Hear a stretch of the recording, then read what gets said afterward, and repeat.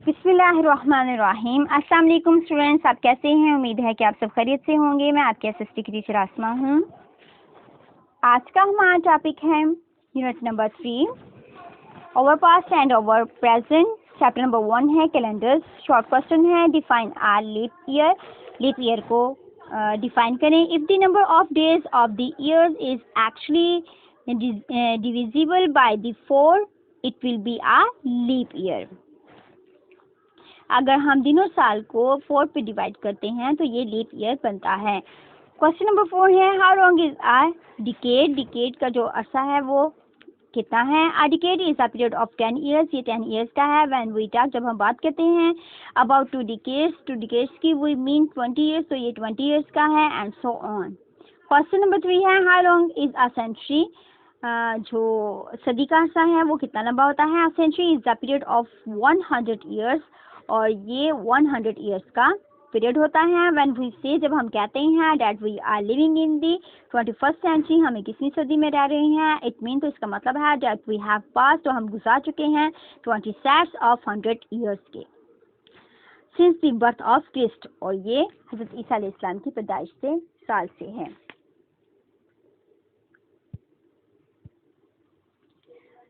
Question number 4 है, how long is the millennium. A millennium is a period of 1000 years. When we speak of 2 millennia, it means 20,000 years and so on.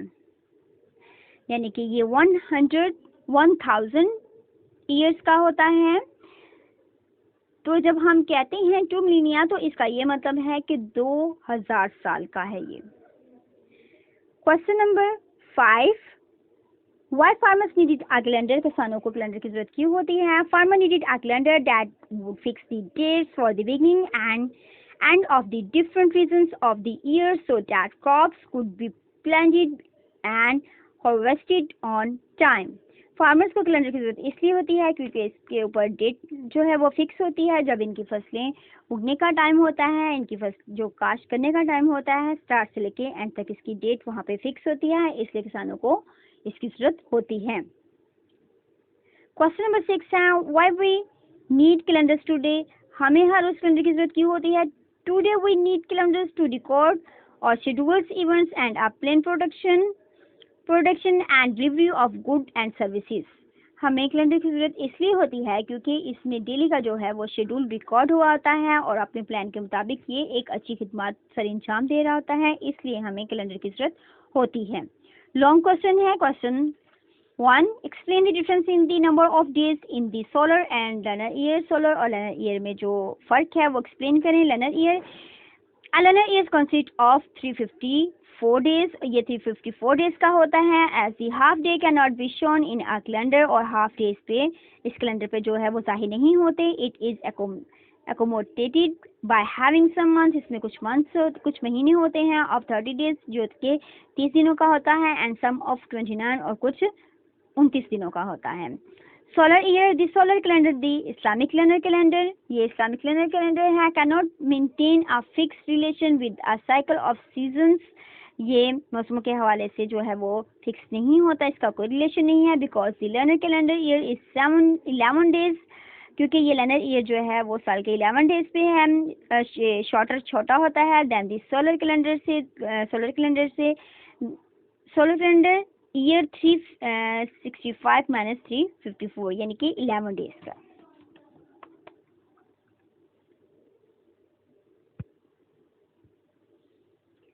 Chapter number 2 है, the struggle for independence. Question number 1 है, why did the British originally come to India.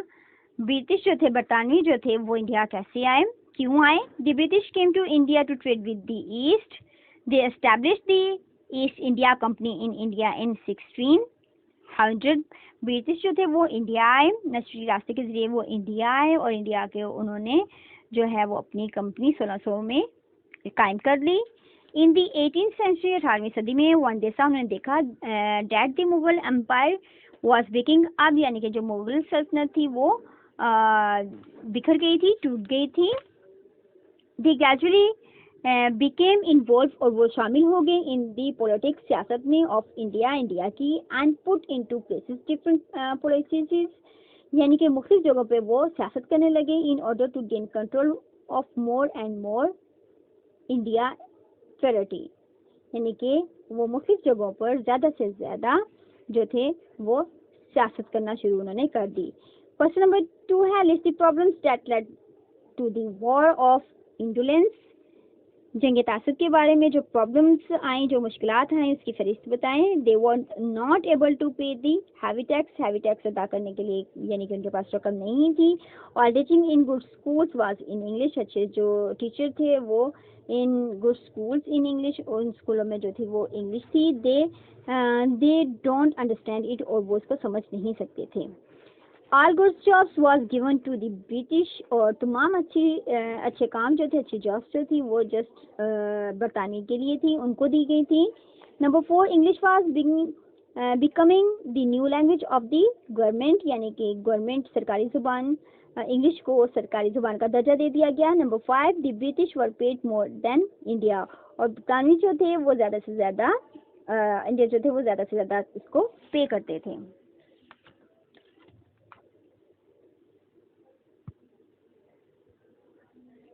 Chapter number 3 है the journey towards Pakistan. Question number 1. Why did Quaid-e-Azam issue his 14 points? Quaid-e-Azam के जो 14 निकात थे वो जो थे, जो इशू क्या इशू था कि 14 निकात जो थे वो सामने आए। The report that was given in 1928 was more in favor of Hindus. 1928 में एक रिपोर्ट थी जो कि हिंदू के फेवर में थी। सो Quaid-e-Azam gave his 14 points in reply to that report in 1929. तो 1929 में Quaid-e-Azam ने अपने 14 निकात का इसका जवाब दिया था, यानी कि 1928 में हिंदुओं के फेवर में जो रिपोर्ट बनी थी उस रिपोर्ट का जवाब Quaid-e-Azam ने 1929 में 1929 में 14 निकात की शक्ल में उसका जवाब दिया था। क्वेश्चन नंबर 2 है what was the role of the Pakistan resolution in the creation of Pakistan. Pakistan को बनाने में जो था पाकिस्तान रेजोल्यूशन का करारदाद का क्या रोल था। As a result elections were held, the Muslim majority areas were identify. 1945-46 जो थे मुसलमान जो थे, मुस्लिम लीग जो थी वो अक्सरियत में 1945 से 46 तक जो थी इनकी शनाख्त थी। अ न्यू स्टेट, और एक नई रियासत आई। Emerged on the map of the world, दुनिया में अंडर द लीडरशिप Quaid-e-Azam 1947, और जिसकी रहनुमाई जो लीडरशिप थे वो 1947 में Quaid-e-Azam थे। Question number 3 when does Lucknow pact was sign. जो मुआहिदा था लखनऊ मुआहिदा जो था वो कब साइन हुआ था, तस्दीक शुदा था। Lucknow pact was sign, Lucknow जो है ये तस्दीक शुदा है, लखनऊ मुआहिदा जो है वो दस्तखत शुदा है। इट वाज एन एग्रीमेंट, ये एग्रीमेंट था between the Congress and the Muslim league 1916, जो कि 1916 में मुसलमानों और कांग्रेस के दरमियान जो था ये मुआहिदा तय हुआ था 1916 में।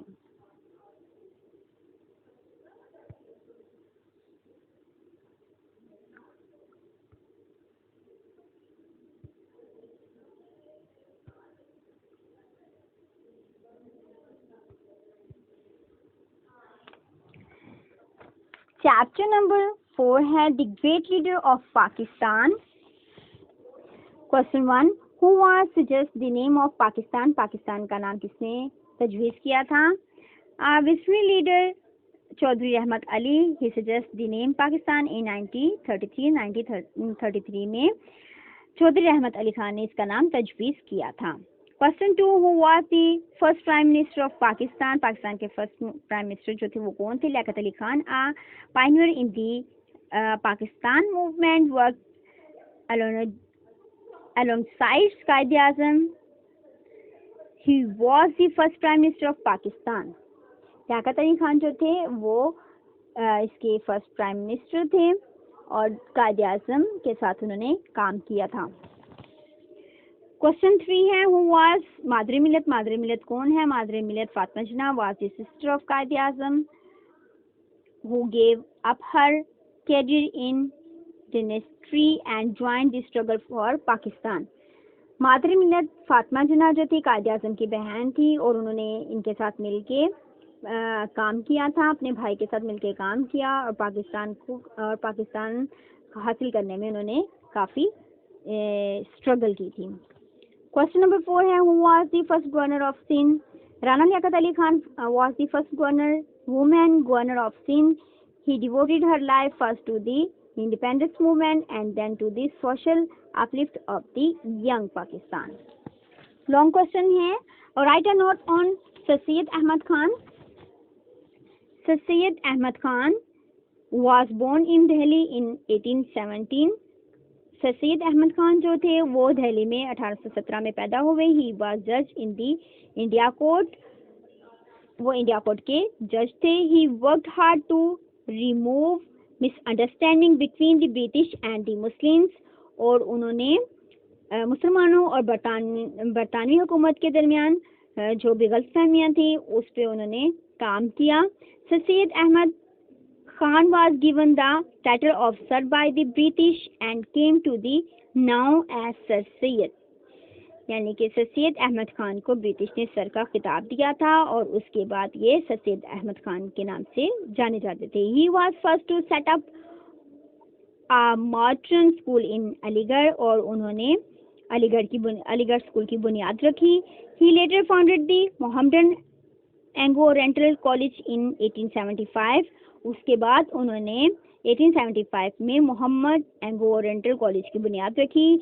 ही एडवाइज मुस्लिम टू स्टडी. उन्होंने मुसलमानों को एडवाइस की, नसीहत की to study English and science as well as Islamic study. उन्होंने कहा कि इस्लामिक स्टडी के साथ साथ वो इंग्लिश और साइंस की भी पढ़ाई करें.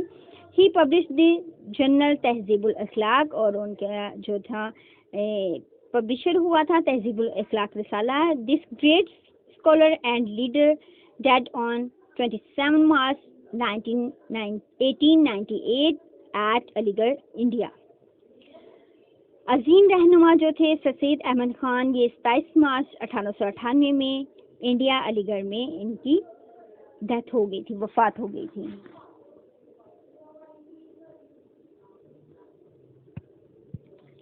तो साथ में आज के इस लेक्चर को अच्छे से रिव्यू करना है. यकीनन आपको आज के इस लेक्चर की अच्छे से समझ आ गई होगी. आपने सारे सिलेबस को रिव्यू करना है.